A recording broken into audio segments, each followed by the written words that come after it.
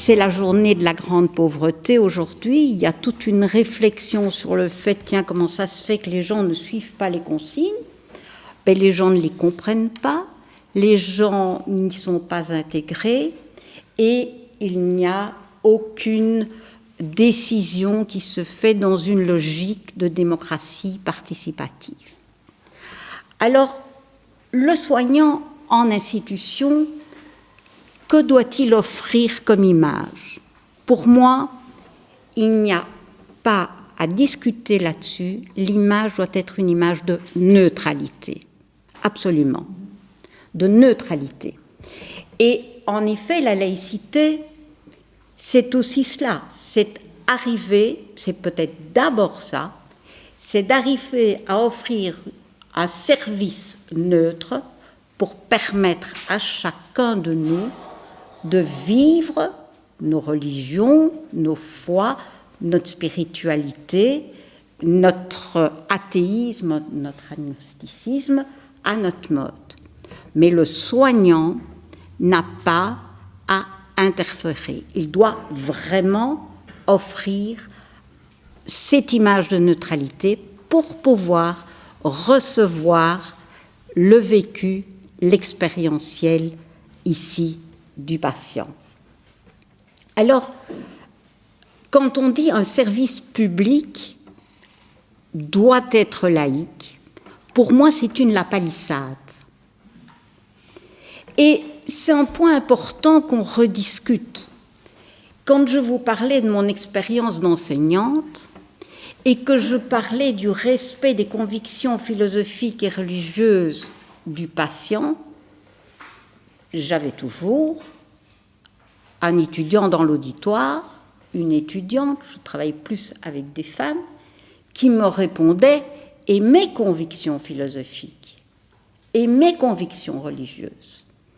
Et quand vous disiez « celles-là, vous les mettez dans votre poche », parce qu'ici, on est dans une relation professionnelle, dans votre vie privée, vous faites absolument tout ce que vous voulez, vous vivez votre foi, vos conceptions philosophiques à votre mode, mais ici, je n'ai pas besoin de croix, de triangle, de foulard, de kippa, etc. Pourquoi? Eh bien parce que quelque part, la relation duale demande à l'usager de pouvoir se projeter sur nous et de pouvoir se projeter absolument en toute liberté. Alors, pour revenir à la thématique qui m'intéresse ici maintenant, c'est au fond le conseiller laïque dans tout ça, c'est qui est-il? Je réalise tout à fait que nous sommes ici, que c'est souvent un maillon méconnu, mal utilisé et qui est mal intégré dans les structures de santé. Pourtant, cela fait déjà depuis 1973, c'est pas rien, que la circulaire de Zagor a clairement identifié que dans les structures de santé, bien sûr, ceux-là avaient déjà bien pris leur marque, le curé, le pasteur, etc., avaient leur place, mais qu'au même titre, pour répondre aux attentes d'une population qui ne se retrouvait pas dans une église, pour cette population-là, le conseiller laïque avait toute sa place et pouvait être appelé. Alors, on se dit, mais enfin, où est-il? Comment se présente-t-il, etc. C'est bien le problème. Le cadre juridique est très précis. Non seulement tout patient a droit à demander un conseiller laïque, mais surtout, toute institution a le devoir d'en informer les patients. Donc, il faut que cette information passe et que chacun de nous, lorsqu'on est en structure hospitalière, sache qu'on peut appeler un conseiller laïque.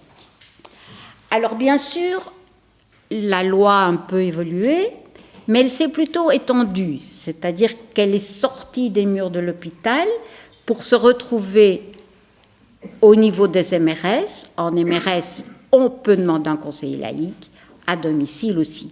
Donc c'est un personnage qui répond aux attentes du public, qui ne souhaite pas du tout s'intégrer à une église, et vous avez d'ailleurs des catholiques qui n'ont pas du tout envie d'avoir le curé, mais qui souhaitent avoir une image de neutralité pour venir discuter avec eux.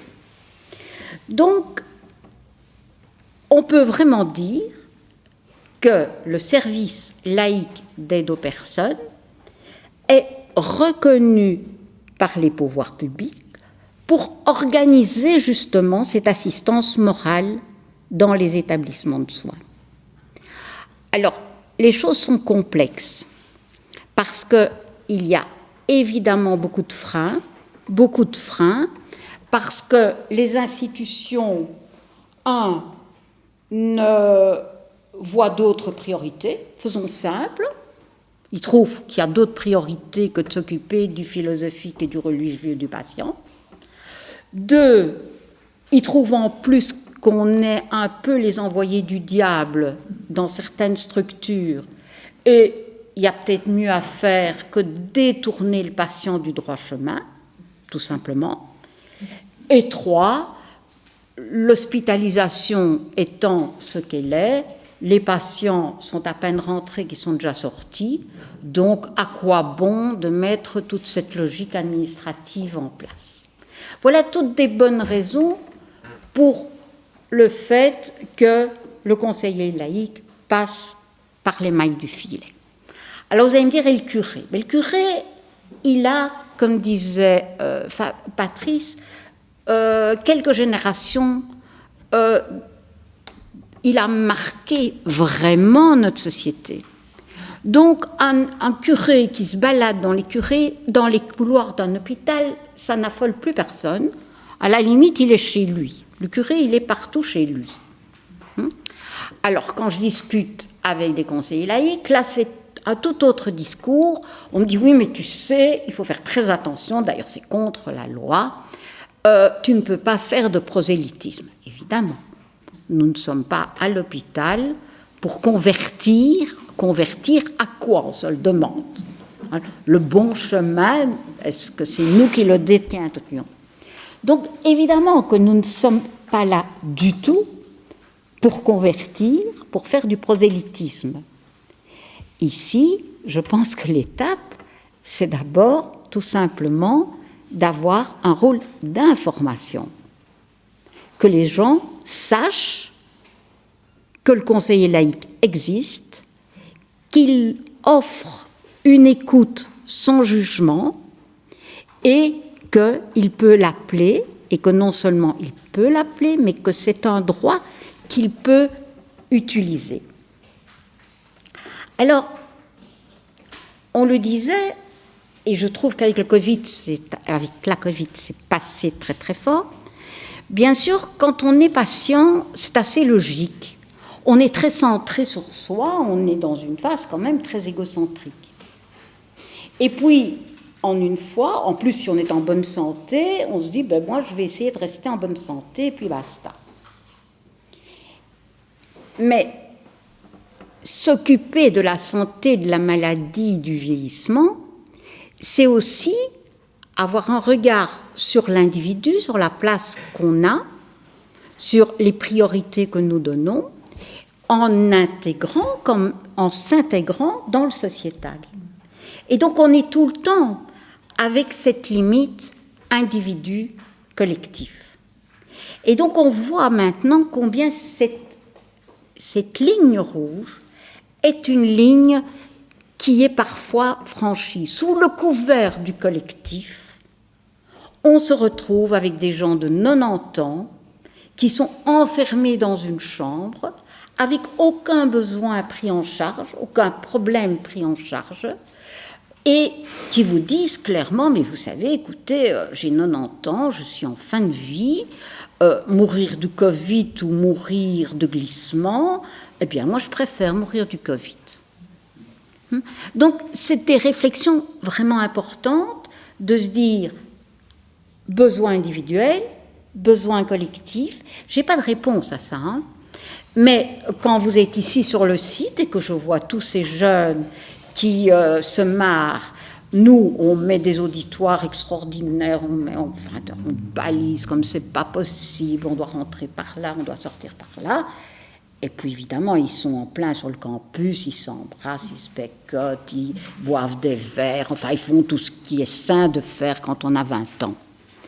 Et on dit, ben c'est pas grave, le virus circule, les vieux n'ont qu'à se protéger. Donc on voit combien le glissement est compliqué. Et de se dire, pour la bonne conscience, pour protéger vos grands-parents, etc., c'est quand même au niveau éthique parfois un peu limite. Chacun est responsable quand même de soi. Alors, réalité collective, réalité individuelle, on voit bien que en tant qu'agent de santé, en tant que conseiller laïque évoluant dans la structure, on doit faire avec toute cette réalité. Et bien sûr, on ne peut pas faire autrement que de s'intégrer dans une institution et d'adhérer au code de fonctionnement de cette institution aussi. Alors, un point, conseiller laïque. C'est quand même un terme très très bizarre. C'est un terme qui est vraiment dérangeant. Dérangeant en tant que laïque, moi, par définition, je n'ai quand même aucun conseil à donner à personne. Donc, avant de commencer, il y a quelque chose à détricoter.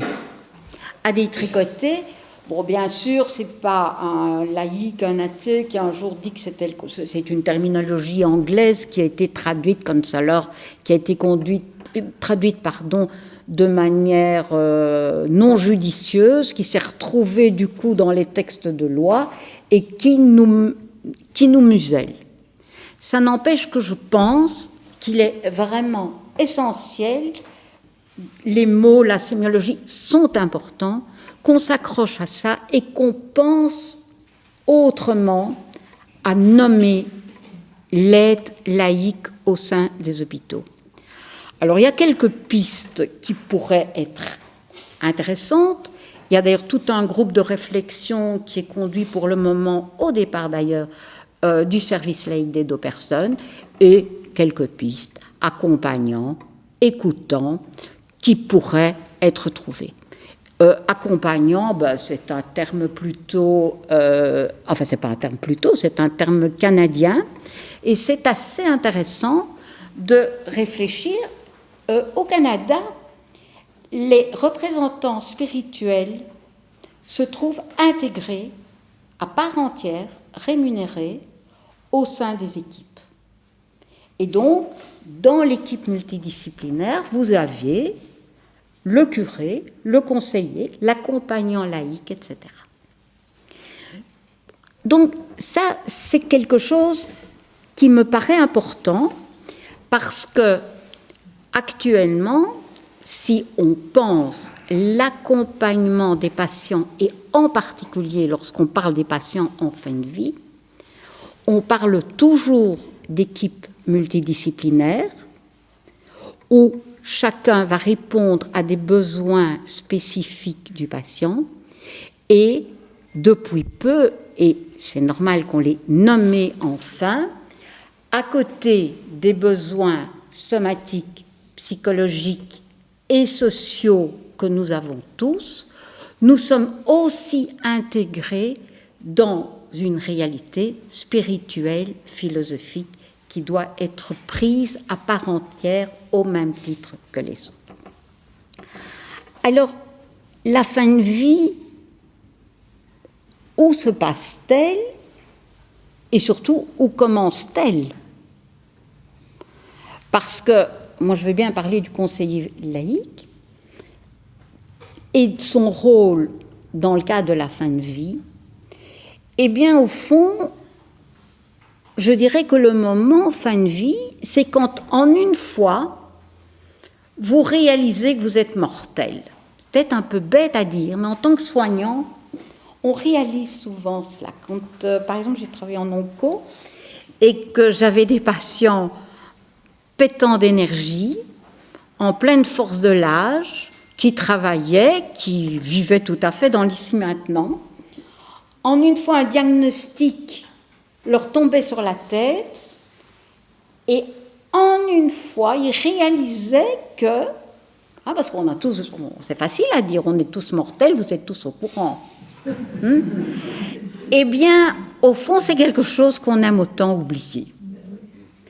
Et c'est en une fois, quand on vous dit « Ah, mais madame, vous avez un cancer, machin », même si le médecin trouve que ce n'est pas très grave, que le traitement va régler tout, vous, en une fois, vous pensez à votre fin de vie.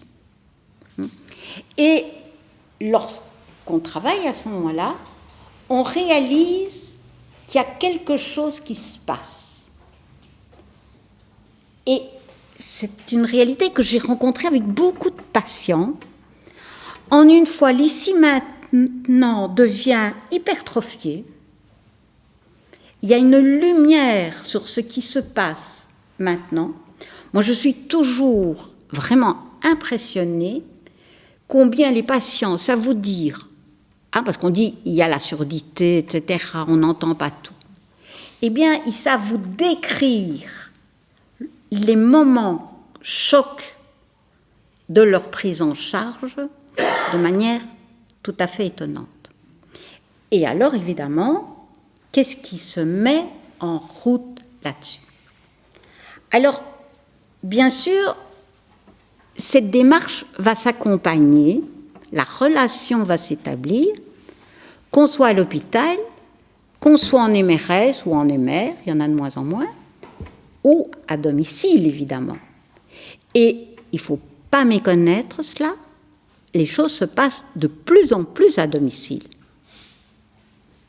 Quand on sait qu'une intervention sur 2 se fait en one day, mais ça veut dire que toute votre anxiété, votre souffrance, elle se vit au domicile ou dans le couloir.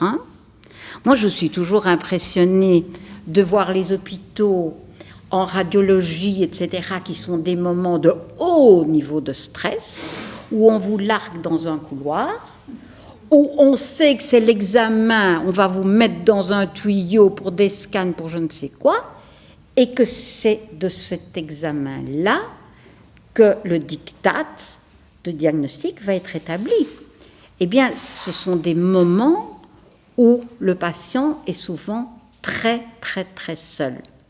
Il n'est plus dans sa salle, il n'est plus avec son médecin, il est dans le couloir. Et avec un peu de veine, on va lui dire « Vous attendez depuis combien de temps ?» Donc, il faut faire très attention à ça.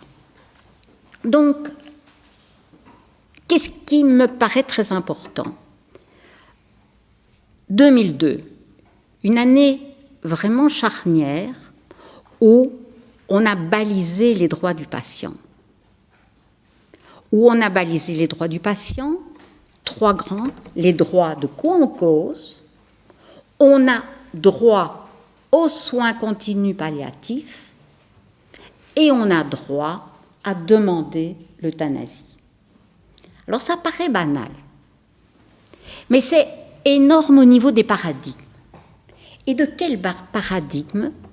C'est qu'en une fois, on met le patient au centre du jeu.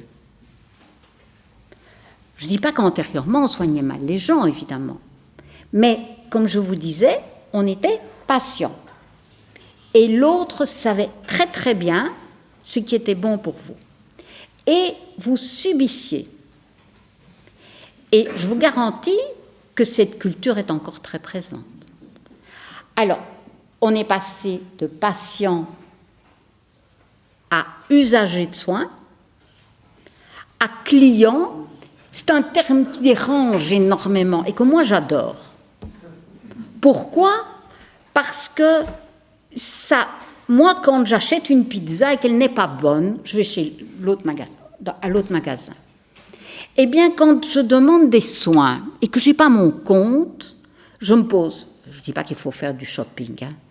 Enfin, je caricature parfois un peu, mais attention, c'est parfois important de dire j'ai les rênes, à quoi ai-je droit, est-ce que le service qu'on me donne est correct, etc. Et maintenant, on en est à parler d'un patient partenaire, autre concept très canadien. Ça veut dire qu'on fait réellement alliance. On fait tellement alliance que, par exemple, au Québec, le patient partenaire, à côté du conseiller laïque, à côté du curé, à côté du médecin, de l'infirmier, du kiné, du psycho, etc., est là pour non pas inonder de son savoir scientifique, c'est en général dans les hôpitaux, on est suffisamment nombreux pour assurer cette fonction, mais pour transmettre ce qu'on appelle en santé publique le savoir expérientiel. Et le savoir expérientiel, c'est d'en fait écouter tout ce que quelqu'un a vécu, comment il a vécu, et en lui permettant de mettre des mots là-dessus. Et quand vous êtes, par exemple, avec un suivi de patients chroniques, eh bien, c'est absolument unique. Vous pouvez avoir des médecins extraordinaires, des infirmières extraordinaires, heureusement d'ailleurs qu'elles ne doivent pas avoir vécu toutes les douleurs de toute leur population, parce que les pauvres, leur sac à dos serait quand même bien chargé en fin de vie. Mais avoir cette culture de l'écoute empathique pour accueillir ce discours et non seulement pas l'écouter, mais le prendre en considération, parce que vous avez tous entendu des patients qui disaient mais j'ai dit ça. Donc, il ne suffit pas de dire, parce qu'on peut encore faire semblant d'écouter les gens, mais qu'est-ce qu'on fait de ça? Donc, c'est vraiment une culture éthique de positionner le patient en tant que sujet. Alors, quand on parle de la fin de vie, du moment où en une fois quelqu'un se dit « Oh là, mais moi, je suis très malade » ou « je suis malade et je fantasme que c'est très grave », ça n'a aucune importance, c'est comment le patient le vit. Sur quoi est-ce que je vais pouvoir m'appuyer? Eh bien, les droits du patient. C'est assez incroyable qu'il faut quand même attendre le début du XXIe siècle pour légaliser les droits du patient. C'est tard, pour dire, tiens, le patient, il a droit, premier point, à des soins de qualité. On est quand même heureux de l'apprendre.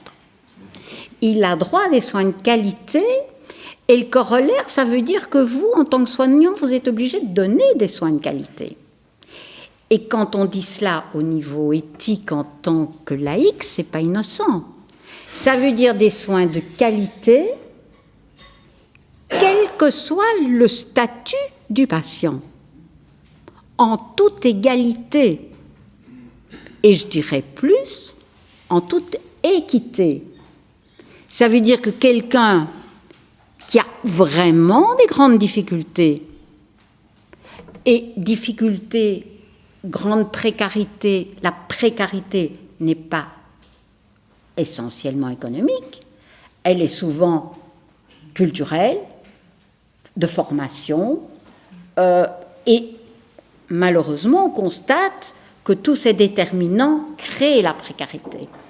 Eh bien, ces gens-là, ils ont besoin de plus de soins de qualité que les autres. Parce que les autres, ils vont se démerder, il ne faut pas s'inquiéter. Ils vont faire aller leur téléphone, ils auront les copains qui joueront, qui ouvriront les bonnes portes. Premier point, soins de qualité. Autre point, le patient a droit à choisir son équipe, son médecin. C'est fort discuté.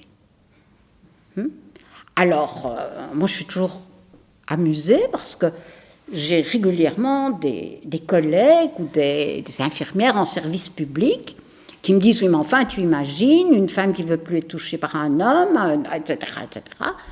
C'est quand même aberrant. » Et je lui dis « Et toi, quand tu choisis ton gynéco, tu ne fais pas un tri ? Toi, dans le privé, tu ne dis pas non, celui-là est un peu trop jeune, un peu trop vieux, un peu trop ceci, c'est une femme, non, celle-là c'est bien parce que c'est la copine de ma copine, etc. » Mais on fait tous un choix en fonction de priorités. À nous, ce n'est pas des priorités scientifiques, loin de là. Ou c'est bêtement, tiens, il habite près de chez moi, c'est quand même confort. Mais quand on est dans une relation de dépendance à l'hôpital, on est heurté parce que le patient dit « non, pas lui, il a l'air quand même très jeune ». Maintenant, petite parenthèse, quand moi j'étais enseignante, soignante, que je rentrais dans une chambre d'hôpital, je tentais quand même que le patient ne mette pas de préjugés de type raciste, par exemple, lorsque je rentrais avec un homme, avec un Marocain, avec un Noir, etc., etc. Donc, il y a des points qui sont complexes, évidemment. Mais cette liberté est importante. Autre point qui va toucher comment l'accompagnement de fin de vie va se passer, c'est le patient a droit à refuser un traitement. Et c'est les fameuses déclarations anticipées de non-acharnement.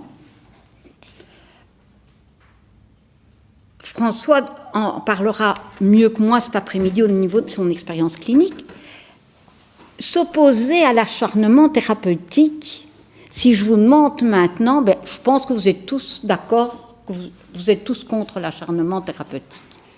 Mais il faut quand même bien reconnaître que si on ne connaît pas son diagnostic, si on ne sait pas le traitement qu'on doit suivre, si on ne connaît pas ce traitement, c'est un peu une coquille vide, le non-acharnement thérapeutique.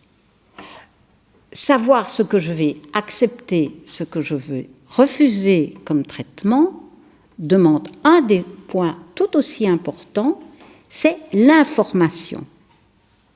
Et c'est un droit. Je suis toujours étonnée d'entendre les gens qui m'expliquent « Oui, mais le médecin n'avait pas le temps, s'il savait, ça ne tient pas la route. » Le temps doit se prendre et non seulement nous sommes, en tant que soignants, priés, obligés d'informer en toute transparence et sans amputer des informations. Et il faut faire très attention parce que l'enfer est pavé de bonnes intentions, chez nous aussi. Il y a des choses qu'on dit pour faire avancer le bateau, pour que le patient accepte. Et puis le train se met en marche. Et puis le patient, c'est un mot qu'il dit souvent, je suis dans le train et je ne sais plus l'arrêter. Parce qu'il a commencé un traitement, il ne connaissait pas les effets secondaires, il ne savait pas très bien qu'il aurait pu dire non ou tout simplement demander ce qui allait se passer ou demander s'il y avait d'autres choix ou si ce traitement allait vraiment avoir un impact, etc., etc. Donc vous voyez que informer, et là c'est vraiment l'équipe multidisciplinaire qui est importante évidemment, parce qu'on peut comprendre que ici le médecin donne une information, il faut que chacun soit au clair, mais vous voyez combien ça nécessite une grande cohérence dans l'équipe soignante. Et j'entendais un des chefs de service qui parlait, je me demande si ce n'était pas à Liège, de l'empathie. Et on disait, il n'est pas possible d'être empathique si on n'est pas serein avec soi-même. Donc ça veut dire que si vous êtes avec des équipes vraiment trop comprimées, en plein burn-out, avec des fatigues non gérées, il faut quand même, on me demandait de faire un exposé sur la vulnérabilité, et on me disait de quelle vulnérabilité tu vas parler. Mais je dis, je ne veux pas parler de celle du patient, là on est tous d'accord que le patient est vulnérable. Moi je vais plutôt parler de la vulnérabilité des soignants. Et si on ne prend pas en charge considérablement toutes les personnes, je parle des soignants, je parle des proches, des aidants proches qui accompagnent, eh bien, on va droit au mur. On ne peut pas avoir de sérénité si on ne s'occupe pas de la fragilité de tous les intervenants professionnels, rémunérés, bénévoles, familles proches en particulier. On va louper notre coche. Donc, information du patient demande énormément, ça demande toute une formation en tant que telle, évidemment. Refus de traitement et, évidemment, le patient a droit à voir son dossier et à avoir ces informations. Alors, pour rester plus au niveau de la fin de vie, à un certain moment, eh bien, vous avez droit à des soins de qualité, continus et palliatifs, quand le curatif a montré ses propres limites. Alors, ça paraît complexe, mais je vous disais que moi j'ai travaillé entre autres en urgence. Eh bien, se dire tiens, j'arrête une réa parce qu'il n'y a plus rien à faire, il ne faut pas croire que c'est si simple. Tout athée qu'on est, eh bien, on a prolongé des réas. On a fait des traitements, allez, quand même, on va essayer. C'est normal. C'est normal et c'est la force de vie. Et je trouve ça vraiment tout à fait cohérent. Moi, quand on disait à la première intervention que la force, c'est comment je vais vivre ici, maintenant, mais c'est ça. Donc, on est dans le combat, pas dans le combat guerrier, évidemment, mais c'est au niveau de la force vive.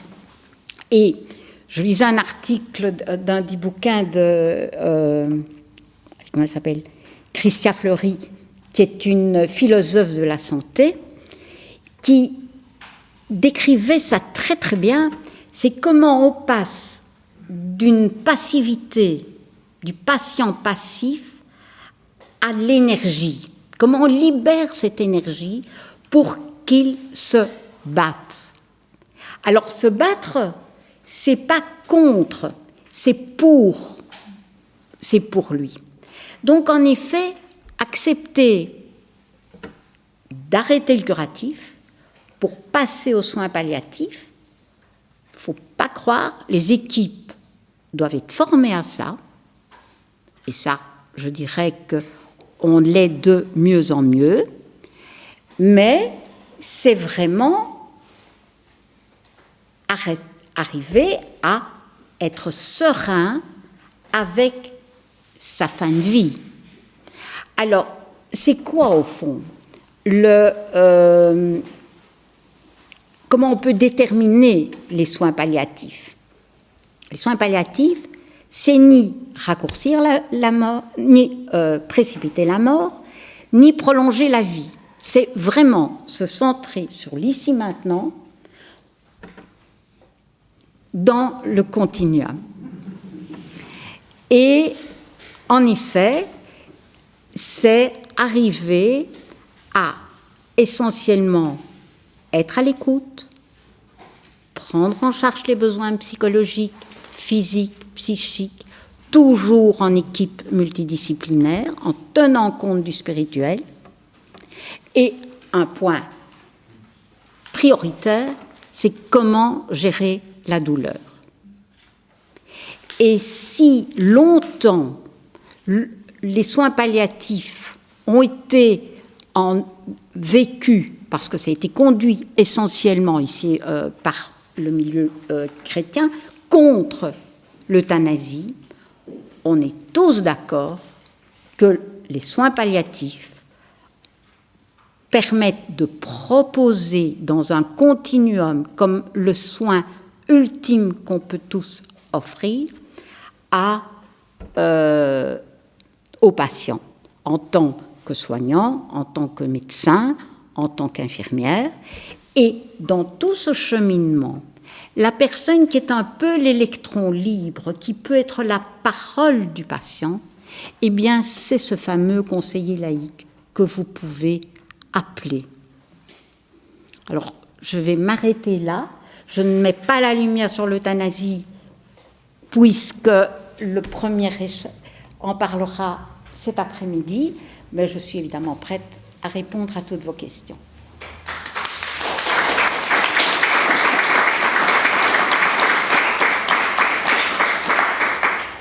Merci André pour ce bel exposé qui combinait magnifiquement et l'expérience pour le santé très fort, mais aussi la réflexion sur ce qui se passe et d'avoir aussi bien lié le patient, le malade, le mourant, au problème qui nous occupe évidemment de celui du soignant, du conseiller moral. On a la place pour une ou deux questions. Marc Payet. Mais je voudrais peut-être intervenir sur l'exposé d'André, même en lien, que je trouvais très intéressant, la souffrance évidemment.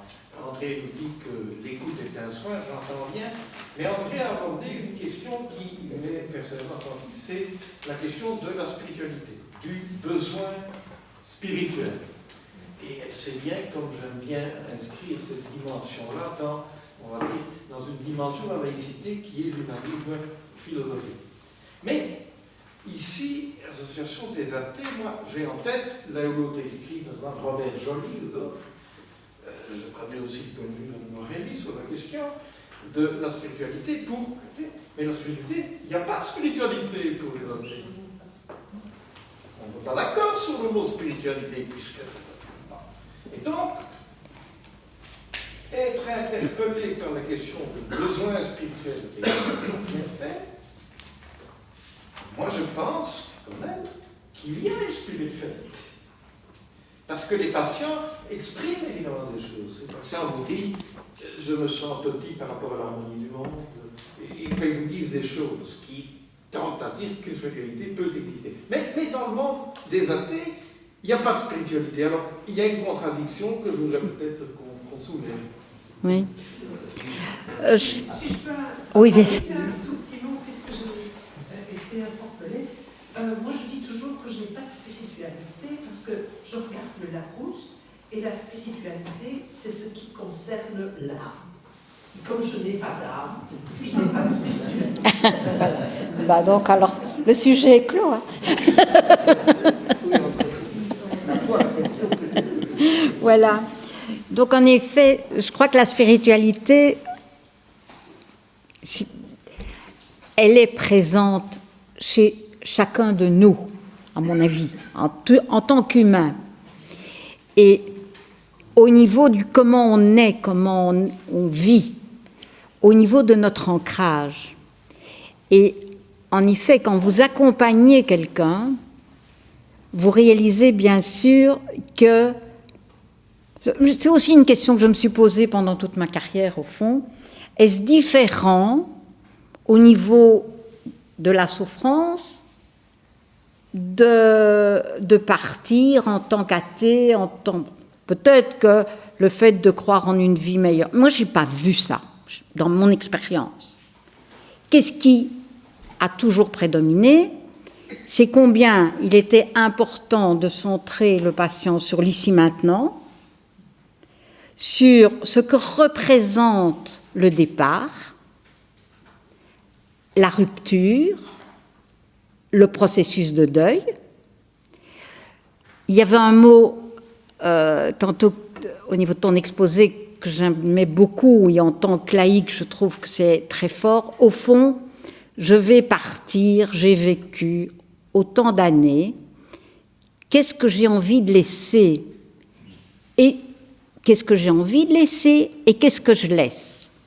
Moi, j'ai été étonnée du nombre de patients qui ont trouvé beaucoup, oui, de plaisir à faire le bilan de leur vie, à faire la ligne, tiens, qu'est-ce que je transmets? Tiens, j'ai été prof, j'ai eu des gosses, tiens, qu'est-ce que je laisse? Qu'est-ce qui est important pour moi? Tout a été, quand on parlait tantôt des funérailles, on en a peu parlé. Je me dis, tiens, moi, en tant qu'athée, qu'ils fassent ce qu'ils veulent. Quel est mon problème? Puis je me dis, mais non, mes gosses organiseront une cérémonie de funérailles.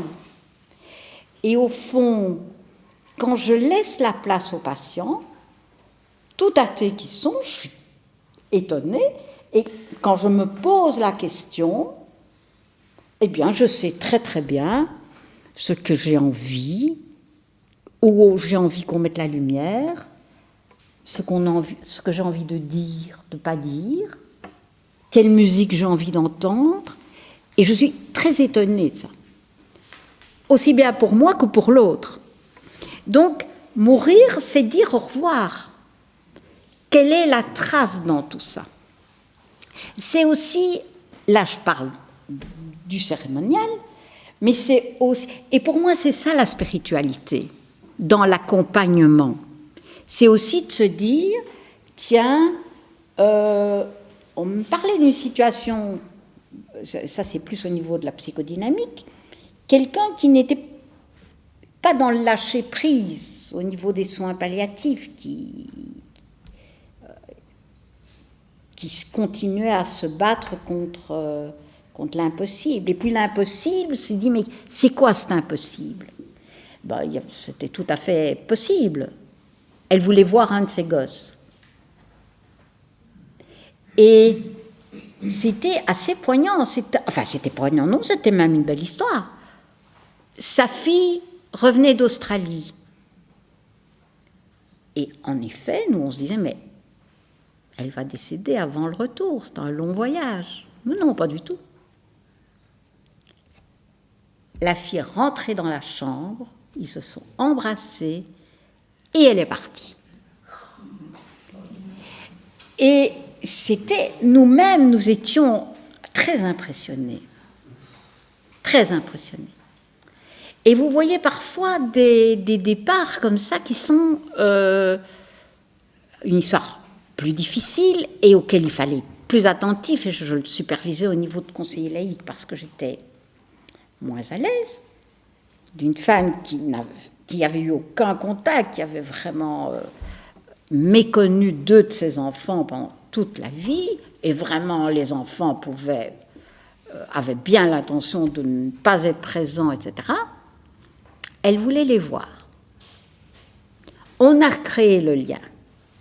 Ils se sont dit au revoir, elle est morte quelques jours après. C'est pas ça. Mais ce que je veux dire aussi, c'est que mourir, c'est aussi faire le bilan, qu'est-ce qu'on a transmis, mais aussi regarder ses frustrations, ses échecs, qu'est-ce qu'on peut encore réparer et qu'est-ce qui est irréparable aussi. C'est comment on peut être serein avec ça. On est accepté qu'on n'est pas Dieu, qu'on n'est pas tout bon, tout mauvais, qu'on est un peu bon, un peu mauvais, et que ça fait partie de notre humanité, et que c'est très bien comme ça. Eh bien ça, être avec permet de relativer des failles qui apparaissent parfois quand vous accompagnez des personnes en fin de vie qui reviennent de manière redondante. Je n'ai pas fait ça, je n'ai pas fait ça. Voir comment on peut accompagner. Toute petite chose entre athées, on ne se dit pas au revoir. Si on se... Oui. On va se dire au revoir. Ouais. Adieu. Adieu. Adieu. C'est vrai, t'as raison. Tout à fait.